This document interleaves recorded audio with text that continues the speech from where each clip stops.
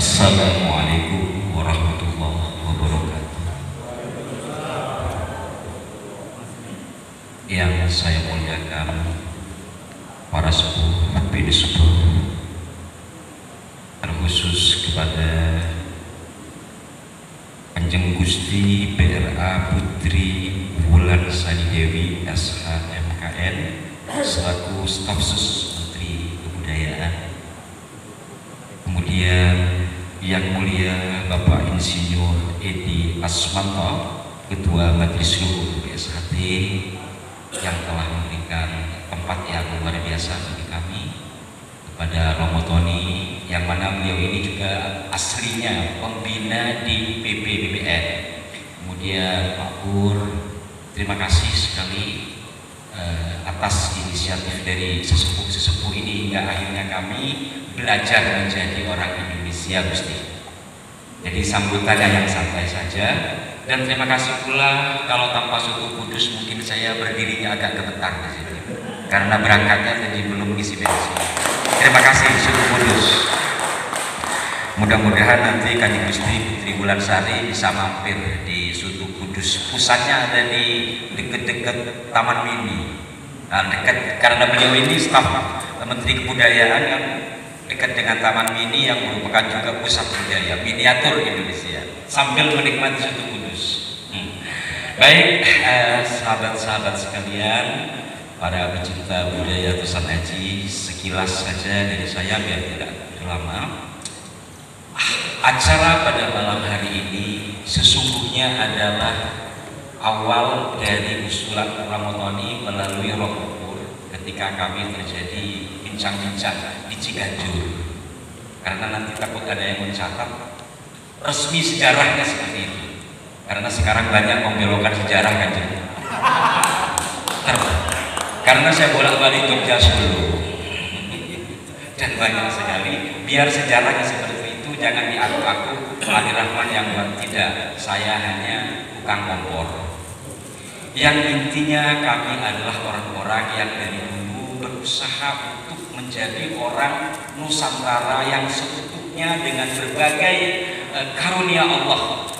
Selama ini terkadang di antara kita juga malu menjadi orang Nusantara, apalagi menjadi orang Jawa, sampai-sampai istilah saja pinjam ke Eropa. Sudah ada sastro jetro dicampur pakai bahasa Eropa. Mohon maaf saya masukkan. Ini saya juga lagi belajar pakai Sunda. Kebetulan saya lahir di Madura. Tadi Madura juga bawahan Mataram sih. Saya juga bagian dari alam-alam Mataram. Walaupun baru kali ini saya berjumpa dengan beliau, yang pada dasarnya kami dan secara khusus rekan-rekan dari PPBBN memang berusaha bagaimana menyampaikan informasi tentang dunia Tusan Haji yang sudah menjadi korban fitnah setidaknya ketika Belanda ingin merusak budaya kita dengan merendahkan pusaka sekaligus leluhur kita yang bernama Gen Arok. Sampai-sampai saya anak pesantren, ketika di pesantren saya masih terbawa, karena waktu SD itu kan belajarnya buku yang ditulis oleh orang kita atas suruhan Belanda.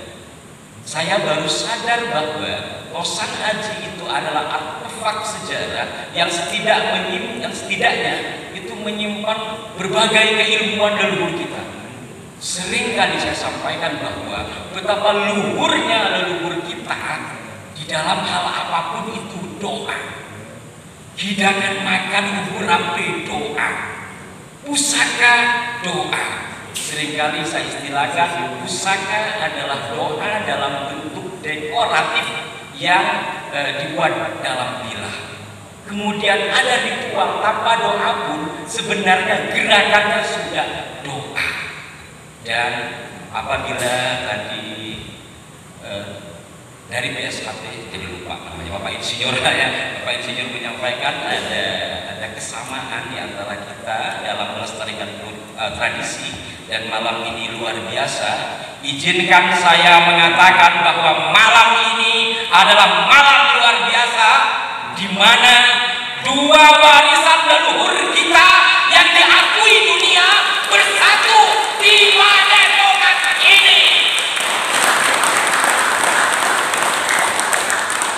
sirah adalah tradisi kita yang diakui UNESCO. Keris atas usulan Pramutoni dan sesepuh yang lain juga diakui sebagai warisan budaya dunia. Maka berbanggalah kita bahwa malam ini tanggal 15 Suro 1959 kita duduk bersama, semoga disaksikan oleh para leluhur kita untuk meneruskan langkah juang beliau-beliau yang sudah mewariskan berbagai keilmuan untuk kita jalankan. Maaf saya agak terbawa emosi ketika bicara itu. Seringkali saya berdebat sampai istilah dukun, mohon maaf saya berdebat dengan MUI karena dukun satu kata yang rusak sampai hari ini. Saya berdebat, kalau dukun diartikan kahin, ada hadis mengatakan man ata kahinan fasaddaqahu bima yaqulu faqad kafara bima unzila ala Muhammadin. Bagaimana kalau kita datang ke dukun bayi lalu mempercayai perkataannya, berarti faqad kafara bima unzila, kafir kita. Ini mohon maaf kalau yang muslim, saya tidak setuju atas fatwa MUI tahun 2005 karena sampai hari ini saya memperjuangkan satu kata yang disebut dukun. Dukun yang saya pelajari dari sejarawan di Surakarta itu berasal memiliki makna yang sangat luar biasa, yakni boleh dikatakan ilmuwan. Bahkan dalam naskah Geger Spehi, Pangeran Mangkuniningrat yang masih kerabat leluhur dari beliau, korban Geger Spehi 1912, pada 1813 dalam pembuangannya di Penang, beliau membuat babat Geger Spehi. Di situ beliau mengatakan, aku adalah seorang dukun masyhur, putra seorang raja Jogja Sultan Hamid II, dan aku biasa membantu orang Jawa, anak kecil ataupun orang Cina. Dalam pengertian bahwa 1812 kata dukun masih mulia. Kalau kata dukun pada 1813 itu rusak, rasanya tidak mungkin leluhur dari Romo Doni ini mendeklar diri sebagai dukun. Bagaimana sekarang keris bisa benar-benar diakui sebagai benda budaya, dan bukan hanya itu, tapi benda teknologi. Leluhur kita belum ada material, bagaimana kita bisa tahu di bumi kita memiliki kandungan metal, berarti leluhur kita sudah memahami ilmu geologi.